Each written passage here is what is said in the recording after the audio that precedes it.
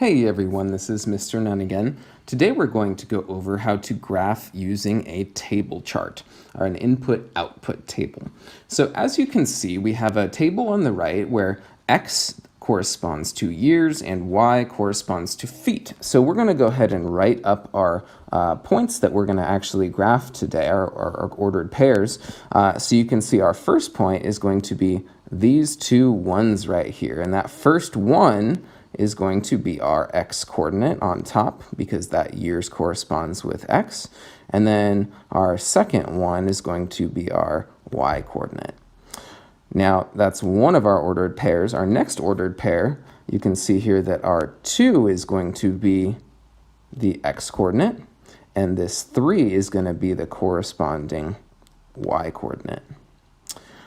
Our next ordered pair is going to start with 3 as our x coordinate and 5 as our y coordinate. And our final point is going to be 4 for our x coordinate and 7 for our y coordinate. 4 and 7, those two numbers correspond. So now we can go ahead and graph, and one of the tips I'm going to teach you today is this graph should end up being a straight line if we graph properly. So now I'm going to go ahead and start. I can see that I have 1, 1, so that means I'm going to move over 1 to the right from the origin, and then up 1 from the x-axis, and that is going to be my first point. My next point is 2, 3, so I need to move over 2 units, 1, 2. And then I need to move up 3. 1, 2, 3. And that will be my point. Actually, more like that.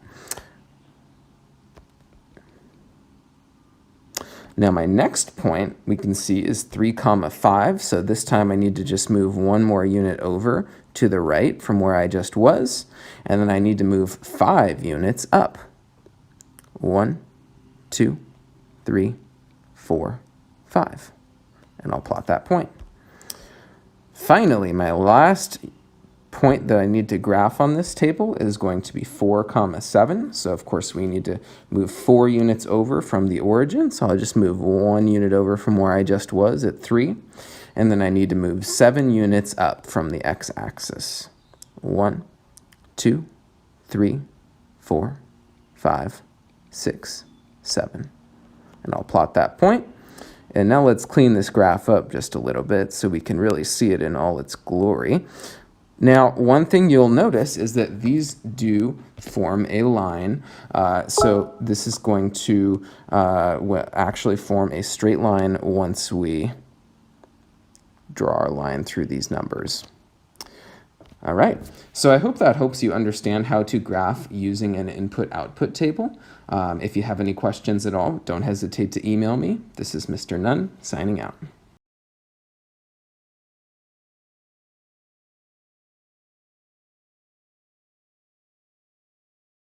Hey everyone, this is Mr. Nunn again. Today we're going to go over how to find the distance between 2 or more points on a coordinate plane.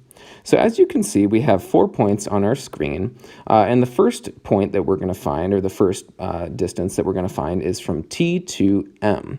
So what you have to do is you kind of have to count your bunny hops. You have to count the number of units between each point.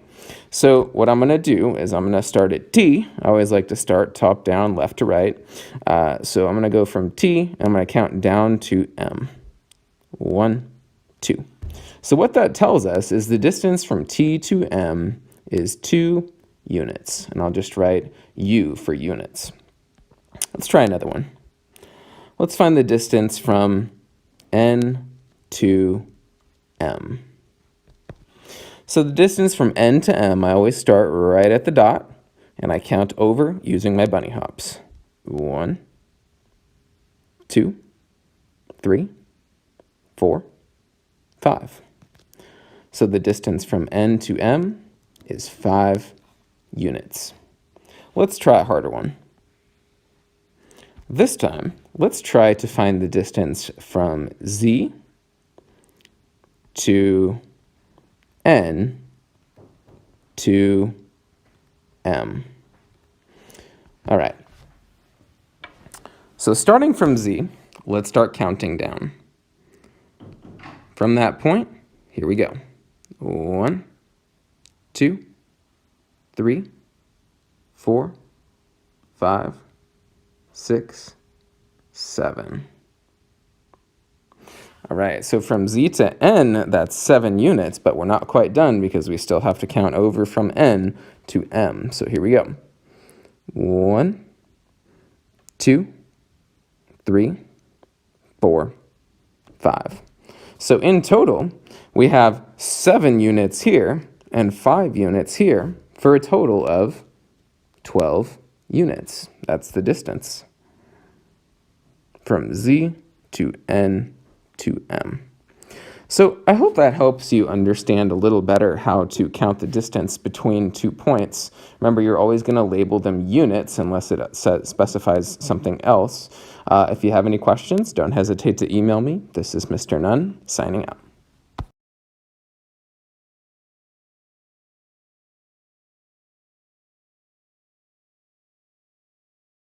Hey everyone, it's Mr. Nunn again.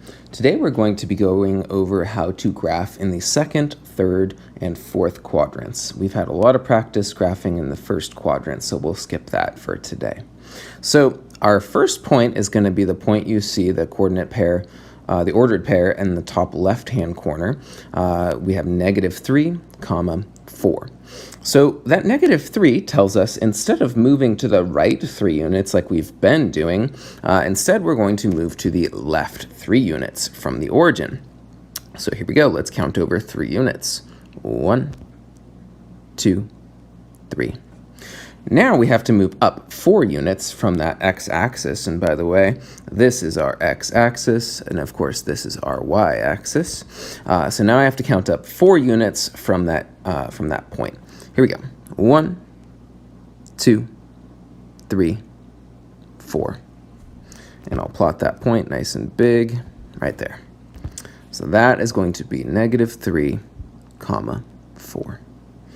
Okay. Our next point that we're going to graph, looks like I erased one of my numbers here. That's -1. Our next point is going to be -4, 3. So that -4, of course, tells us that we're going to move to the left 4 units. So here we go from the origin. 1, 2, 3, 4.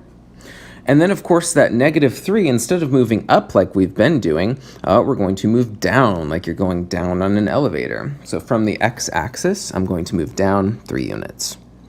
1, 2, 3. And, of course, that point is -4, -3. And I'll erase these.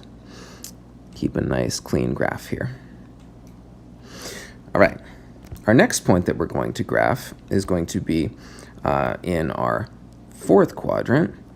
So you can see over in the bottom right-hand corner of your screen, the final point we're going to graph is 4, -3.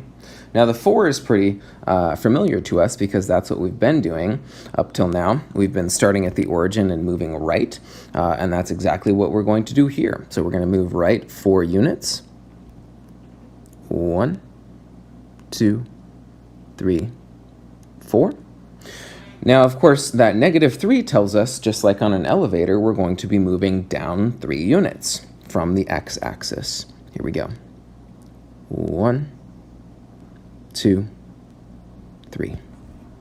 So that is going to be our final point that we'll graph today, right there.